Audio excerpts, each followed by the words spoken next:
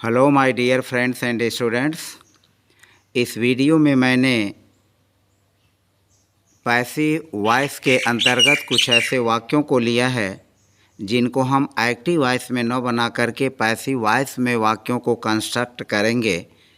और इस तरह के पैसिव वॉइस के वाक्य अक्सर हम अपने डेली लाइफ में बोलते रहते हैं। थोड़ा यहाँ मैं चर्चा कर देना आवश्यक समझता हूँ कि एक्टिव वॉइस में जो वाक्य होते हैं उनको हम पैसिव वॉइस में आसानी से चेंज कर सकते हैं। एक्टिव वॉइस में होता क्या है कि कार्य कर्ता के द्वारा किया जाता है। जैसे मान लीजिए कि कहा जाए कि लड़का पढ़ता है, तो इसका मतलब हुआ कि लड़का स्वयं पढ़ रहा है, यानी इस वाक्य में कर्ता लड़का है। हम अगला सेंटेंस बोलें कि लड़का किताब पढ़ता है, तो लड़के के द्वारा किताब पढ़ी जा रही है, यानी लड़का पढ़ता किसको है? किताब को। क्या पढ़ता है? किताब पढ़ता है। तो यहाँ लड़का हो जाएगा सब्जेक्ट और पढ़ता है हो जाएगा वर्ब क्रिया, और ऑब्जेक्ट के रूप में हो जाएगा किताब। तो जो सब्जेक्ट, ऑब्जेक्ट और वर्ब, यूँ कह सकते हैं कि जब वाक्य में सब्जेक्ट होता है, वर्ब होता है और ऑब्जेक्ट आता है, तो ऐसे वाक्यों की पैसिव वॉइस भी बनती है। और पैसिव वॉइस में हम सब्जेक्ट को ऑब्जेक्ट कर देते हैं और ऑब्जेक्ट को सब्जेक्ट बना देते हैं और टेंस के हिसाब से उसका स्ट्रक्चर रख लेते हैं। तो हमने आज की इस वीडियो में प्रेजेंट इंडेफिनिट टेंस के वाक्यों को लिया है, और प्रेजेंट इंडेफिनिट टेंस के पैसिव वॉइस के वाक्यों का हमें जो है ट्रांसलेशन करना है, या यूँ कहें कि हमें passive voice present indefinite tense के वाक्यों का बनाना है। और ये पैसिव वॉइस के वाक्य है ही हैं, यानी इनको मैंने एक्टिव वॉइस में नहीं लिया है। ये सभी के सभी वाक्य पैसिव वॉइस में हैं और पैसिव वॉइस में ही भी हमें वाक्य को कंस्ट्रक्ट करना है। तो प्रेजेंट इंडेफिनिट टेंस की जो बनेगी, मान लीजिए यह प्रेजेंट इंडेफिनिट टेंस है, और प्रेजेंट इंडेफिनिट टेंस की जो पैसिव वॉइस बनेगी उसका स्ट्रक्चर, या यूँ कहें जो उसका रूल होगा, वह कुछ इस तरह का होगा। जो भी प्रेजेंट इंडेफिनिट टेंस है, तो प्रेजेंट इंडेफिनिट टेंस के इस स्ट्रक्चर को हम जो है आसानी से समझ सकते हैं। करेंगे क्या? जो हमारा रूल है वह रूल यह है कि हम सबसे पहले लिखेंगे सब्जेक्ट, और सब्जेक्ट के बाद कर्ता के हिसाब से, जो भी कर्ता होगा उस कर्ता के हिसाब से हम या तो इज का प्रयोग कर लेंगे, या तो एम का प्रयोग कर लेंगे, या तो आर का प्रयोग कर लेंगे। यानी सब्जेक्ट प्लस इज, एम या आर, किसी एक का यूज़ करेंगे। और फिर पीपी का मतलब पास्ट पार्टिसिपल, इसको यूँ कह सकते हैं वर्ब की जो थर्ड फॉर्म होती है, उस वर्ब की थर्ड फॉर्म का हम यूज़ करेंगे। तो बस मैंने आज के पैटर्न पर इसी तरह के वाक्यों को लिया है और सिंपल वे में हम इनको आसानी से बना सकते हैं। तो फिलहाल हम एक एक करके वाक्यों को देखते हैं और इस स्ट्रक्चर के हिसाब से हम वाक्यों को जो है बनाते हैं। मैंने छोटे छोटे वाक्यों को लिया है ताकि आप चीज़ों को आसानी से समझ सकें। जैसे कि पहला वाक्य है, लड़का पढ़ाया जाता है।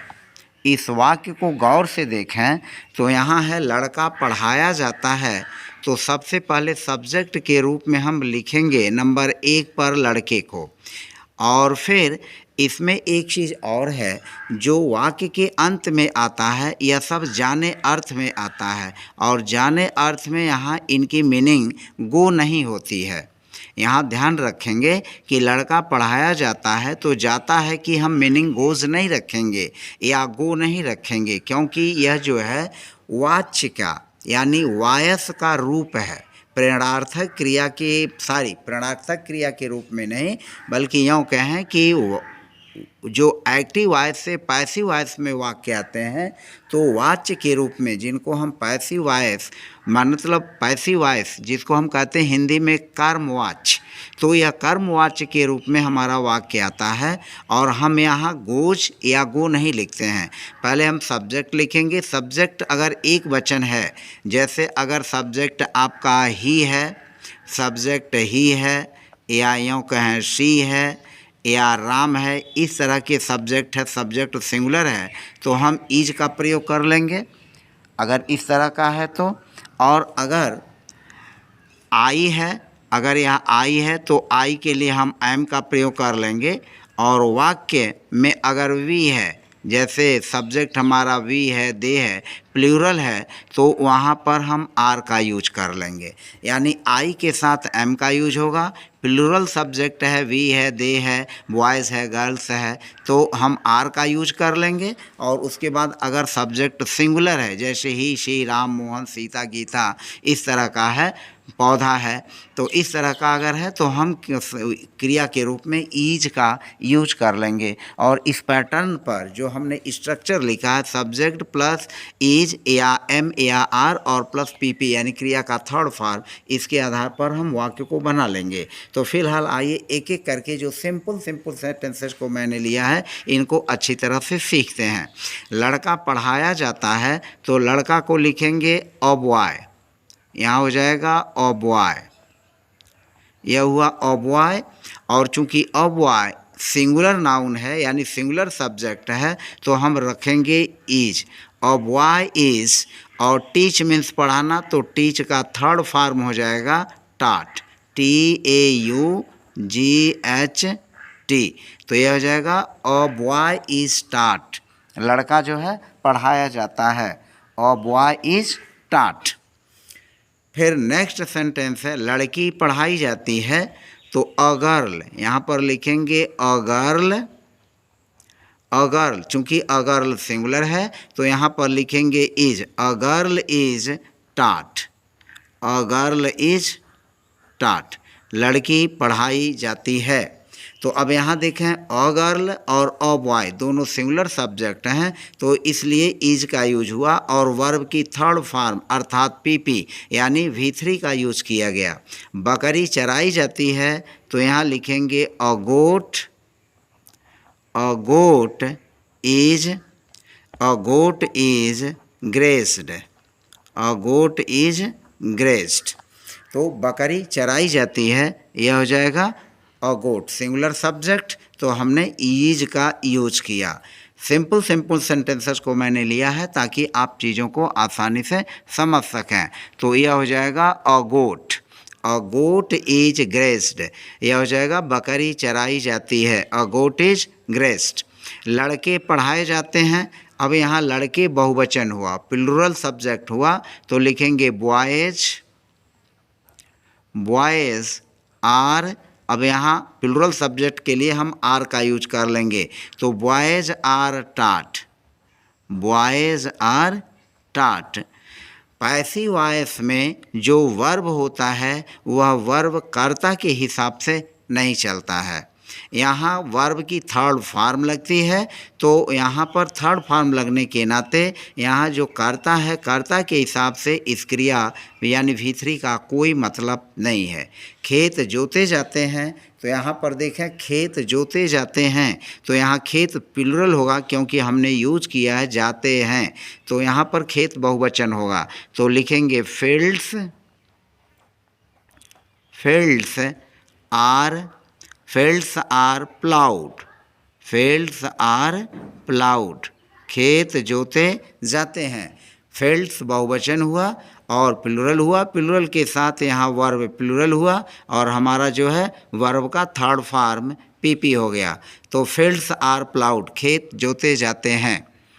अगला वाक्य है खेत पटाए जाते हैं, अर्थात खेत सींचे जाते हैं, यानी खेतों को सींचा जाता है, तो खेत पटाए जाते हैं, तो यहाँ भी हो जाएगा fields, fields are irrigated, irrigated, irrigate मतलब सींचना, तो यह हो जाएगा फील्ड्स आर इरीगेटेड, खेत सींचे जाते हैं, इरिगेट का थर्ड फॉर्म, इरिगेटेड सींचे जाते हैं यानी पटाए जाते हैं। हम इसकी जगह वाटर्ड का भी यूज कर सकते हैं। वाटर्ड, वाटर्ड मीन्स सींचे जाते हैं या पटाए जाते हैं। तो फील्ड्स आर इरिगेटेड, खेत जो है पटाए जाते हैं। यहाँ पर फिर अगला वाक्य है अंग्रेजी पढ़ाई जाती है, तो हम लिखेंगे इंग्लिश। इंग्लिश, इंग्लिश इज टाट, इंग्लिश इज टाट, अंग्रेजी जो है पढ़ाई जाती है। तो इसको यह हो गया इंग्लिश इज टाट, इंग्लिश पढ़ाई जाती है, अंग्रेजी पढ़ाई जाती है। फिर अगला वाक्य है सड़कें मरम्मत की जाती हैं। सड़कें मरम्मत की जाती हैं, तो सब्जेक्ट के रूप में हुआ सड़कें और मरम्मत की जाती हैं तो रोड्स, रोड्स, और रोड्स चूँकि प्लूरल सब्जेक्ट है तो यहाँ पर लिखेंगे are, roads are repaired, roads are repaired, सड़कें मरम्मत की जाती हैं, रोड्स आर रिपेयर्ड। सड़कें मरम्मत की जाती हैं, रोड्स आर रिपेयर्ड, सड़कें बनाई जाती हैं, रोड्स आर कंस्ट्रक्टेड। तो इस तरह से हम जो है वाक्यों को पैसिव वॉइस में आसानी से बना सकते हैं। चांदी तैयार की जाती है, अब यहाँ पर देखें चांदी तैयार की जाती है के लिए हम मेक का यूज़ नहीं करेंगे या प्रिपेयर की जो है यूज़ नहीं करेंगे, चूँकि चांदी कारखाने में तैयार की जाती है तो हम उसके लिए मैन्युफैक्चर का उपयोग करेंगे। तो लिखेंगे सिल्वर, सिल्वर, सिल्वर चूँकि एक वचन है तो silver is manufactured, silver is manufactured, sorry silver is manufactured, यह हो जाएगा silver is manufactured, manufactured, silver is manufactured, silver is manufactured, चांदी तैयार की जाती है। नेक्स्ट है पौधे खेत में रोपे जाते हैं, तो यहाँ हमारा सब्जेक्ट है पौधे, तो हम लिखेंगे प्लांट्स, यह हो जाएगा प्लांट्स, और वर्ब हुआ रोपे जाते हैं, यहाँ हो गया रोपे जाते हैं, तो plants are planted, plants are planted, plants are planted in the field, plants are planted in the field, पौधे खेत में रोपे जाते हैं, plants are planted in the field, plants are planted in the field. फिर अगला वाक्य है किताबें छापी जाती हैं, तो लिखेंगे हम बुक्स, यह प्लूरल सब्जेक्ट है तो बुक्स किताबें आर और छापी जाती हैं तो हो जाएगा प्रिंटेड, PRINTED, तो books are printed, books plural तो यहाँ आर का यूज हो गया, किताबें छापी जाती हैं, बुक्स आर प्रिंटेड। चोरों को पीटा जाता है, चोरों को यहाँ को की कोई मीनिंग नहीं होगी तो हम लिखेंगे थेव्स, थेव्स प्लूरल हुआ, थेव्स आर, और फिर हो जाएगा बीट मीन्स पीटना, तो बीट का थर्ड फॉर्म हो जाएगा बीटन, थेव्स आर बीटन, चोरों को पीटा जाता है यानी चोर पीटे जाते हैं। अच्छे छात्र हमेशा पुरस्कृत किए जाते हैं, तो अच्छे छात्र हमेशा पुरस्कृत किए जाते हैं, इनको लिखेंगे अच्छे छात्र, तो लिखेंगे good, good students, good students, अच्छे छात्र गुड स्टूडेंट्स। और फिर यहाँ पर हम लिखेंगे चूँकि अच्छे छात्र प्लूरल हैं तो यहाँ लिखेंगे आर, अच्छे छात्र good students are, good students are, पुरस्कृत हुआ रिवार्डेड, तो आर और रिवार्डेड के बीच में हम ऑलवेज को लिखेंगे क्योंकि यह एडवर्ब है। ऑलवेज जो है एडवर्ब है, तो एडवर्ब को अगर हेल्पिंग वर्ब और मेन वर्ब आता है तो उसके बीच में रखा जाता है, तो good students are always, good students are always rewarded, good students are always rewarded, अच्छे स्टूडेंट्स हमेशा पुरस्कृत किए जाते हैं, good students are always rewarded. अब चूंकि आर यहाँ हेल्पिंग वर्ब है और रिवार्डेड मेन वर्ब है, तो इसके बीच में हमारा क्या आएगा, ऑलवेज आएगा। आगे है मिठाइयाँ अक्सर बांटी जाती हैं, तो मिठाइयाँ यह हो जाएगा स्वीट्स, यह हो जाएगा स्वीट्स, यह प्लूरल हुआ। और बांटी जाती हैं तो यह हो जाएगा आर, स्वीट्स आर। अब यहाँ अक्सर, अक्सर के लिए हम ऑफन का यूज करेंगे, तो ऑफन भी एडवर्ब ऑफ टाइम है, तो उसको भी आर और जो मेन वर्ब डिस्ट्रीब्यूटेड है उस या डिवाइडेड है इसके बीच में हम रखेंगे।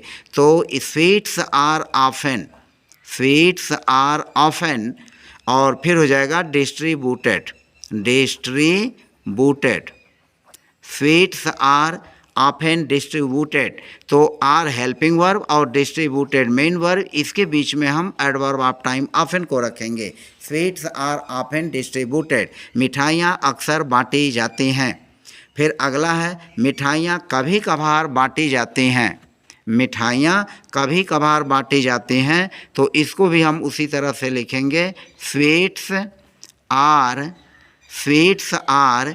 अब कभी कभार के लिए हम यूज कर लेते हैं फ्रीक्वेंटली, फ्रीक्वेंटली। तो sweets are frequently distributed, distributed, sweets are frequently distributed. तो मेन वर्ब डिस्ट्रीब्यूटेड और हेल्पिंग वर्ब आर के बीच में हम यहाँ पर फ्रीक्वेंटली का यूज करेंगे, तो स्वीट्स आर फ्रीक्वेंटली डिस्ट्रीब्यूटेड। फिर है मिठाइयाँ कभी नहीं बांटी जाती हैं, तो यहाँ पर अगेन हम लिखेंगे स्वीट्स, स्वीट्स आर, और फिर कभी और नहीं, तो इसके लिए हम एडवर्ब नेवर का यूज करेंगे, तो नेवर को आर और डिस्ट्रीब्यूटेड के बीच में रखेंगे, तो यह हो जाएगा sweets are never distributed, sweets are never distributed, sweets are never distributed, मिठाइयाँ कभी नहीं बांटी जाती हैं। फिर आगे चलें, मिठाइयाँ प्रायः बांटी जाती हैं, तो यहाँ पर प्रायः यह एडवर्ब है, फिर हम इसको लिख सकते हैं sweets are, sweets are seldom, sweets are seldom. Seldom means होता है प्रायः, अक्सर, कभी कभी, तो जैसा भाव उसके अनुसार हम इसको यूज कर लेते हैं। Sweets are seldom distributed, distributed, sweets are seldom distributed, तो आर और डिस्ट्रीब्यूटेड के बीच में हम सेल्डम को रखेंगे, तो स्वीट्स आर सेल्डम डिस्ट्रीब्यूटेड, मिठाइयाँ प्रायः बांटी जाती हैं। हमारा नेक्स्ट सेंटेंस है पत्र कमरे में लिखे जाते हैं, तो हम लिखेंगे letters, letters are written, letters are written, letters are written in the room, letters are written in the room, पत्र कमरे में लिखे जाते हैं, letters are written in the room, पत्र कमरे में लिखे जाते हैं। फिर हमारा अगला है खाना बनाया जाता है, खाना बनाया जाता है, तो हम यहाँ पर लिखेंगे फूड, फूड, और चूँकि फूड एक वचन है, सिंगुलर है, तो हम इसको लिखेंगे food is cooked, food is cooked, food is cooked, भोजन बनाया जाता है यानी खाना बनाया जाता है। तो इस तरह के वाक्यों में जो हो बाई एजेंट, जो एजेंट होता है, यानी फूड इज कुक्ड, मान लीजिए बाई माई मदर, तो इसमें ये सब छिपा रहता है, जो हमारा एजेंट लास्ट का वह होता है वर्ड, वो छिपा रहता है, जैसे food is cooked by my mother, food is cooked by Ram. तो इस तरह से जो बाई और उसके बाद का जो हमारा वर्ड्स है वो इसमें छिपा हुआ है, तो सिंपल वे में इसमें सब्जेक्ट प्लस वर्ब और प्लस पीपी यानी क्रिया का थर्ड फॉर्म इन सभी वाक्यों में है। उनको कलमें दी जाती हैं, तो उनको कलमें दी जाती हैं, यहाँ उनको हमारा प्लूरल सब्जेक्ट है, हम लिखेंगे दे, यह हो गया दे आर, और गिवन क्रिया का third form, they are given pens, they are given pens, उनको कलमें दी जाती हैं, दे आर गिवन पेन्स। किताबें टंकित की जाती हैं, तो किताबें बहुवचन हुआ, तो लिखेंगे दी बुक्स, दी बुक्स आर और टंकित की मतलब टाइप्ड, यह हो जाएगा द बुक्स आर टाइप्ड, किताबें टंकित की जाती हैं यानी किताबें टाइप की जाती हैं, द बुक्स आर टाइप्ड। इसी तरह से मान लीजिए या हम एक वाक्य लिखते हैं, मुझे पुरस्कृत किया जाता है, मुझे पुरस्कृत किया जाता है, मुझे पुरस्कृत किया जाता है, यह वाक्य है। इसे हमें अगर बनाना है पैसिव वॉइस में तो लिखेंगे आई के साथ am, I am rewarded, I am rewarded, मुझे पुरस्कृत किया जाता है। इसी तरह से एक वाक्य और लेते हैं, हमें डांटा जाता है, हमें डांटा जाता है। मान लीजिए हमें इसको बनाना है, हमें डांटा जाता है, तो हम लिखेंगे हमें, यहाँ हो जाएगा वी, और वी चूँकि प्लूरल है तो we are scolded, we are scolded, हमें डांटा जाता है। तो इस तरह से 23 हमें डांटा जाता है, वी आर स्कोल्डेड, यह हुआ वी आर स्कोल्डेड, हमें डांटा जाता है। तो इस तरह हमने 23 एग्जाम्पल के माध्यम से आपको पैसिव वॉइस के वाक्यों को हिंदी से इंग्लिश में ट्रांसलेट करने के बारे में, उसको कन्वर्ट करने के बारे में मैंने बताया। मुझे पूरा उम्मीद है कि आपको वीडियो यह ज़रूर ही पसंद आया होगा, और यदि वीडियो आपको पसंद आया है तो वीडियो को लाइक करना न भूलें, और यदि मेरे चैनल पर आप नए हैं तो प्लीज़ चैनल को सब्सक्राइब और प्रेस बेल आइकन करें ताकि आपको मेरे वीडियोज़ के नोटिफिकेशंस समय समय पर मिलते रहें। तो फिलहाल इस वीडियो में बस इतना ही, मिलते हैं हम नेक्स्ट वीडियो में प्रेजेंट इंडेफिनिट के नेगेटिव और इंट्रोगेटिव सेंटेंसेस के पैसिव वॉइस के बारे में चर्चा करेंगे। तब तक के लिए आप सभी को ढेर सारी शुभकामनाएँ, खुश रहें, मस्त रहें। इन्हीं शुभकामनाओं के साथ हम मिलते हैं नेक्स्ट वीडियो में। धन्यवाद।